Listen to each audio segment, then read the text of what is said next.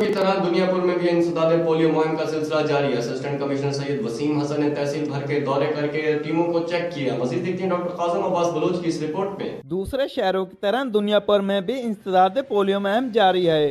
तहसील दुनियापुर में 5 साल से कम उम्र बच्चों को 207 मुतहर्रिक और फिक्स टीम में 20 दिसंबर तक इंसदाद पोलियो के कतरे पिलाएंगे। असिस्टेंट कमिश्नर सैयद वसीम हसन ने तहसील भर का दौरा करके इंसदाद पोलियो मुहिम की टीमों को चेक किया।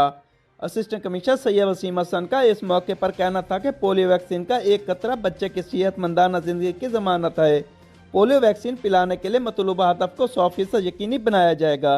वालिदैन अपने बच्चों को मजदूरी से निजात के लिए पोलियो के कतरे जरूर पिलवाएं। बच्चों के इनकारी वालिदैन के खिलाफ सख्त कानूनी कार्रवाई की जाएगी। कैमरा टीम के साथ डॉक्टर कासिम अब्बास बलोच, राज न्यूज़, लोधरा।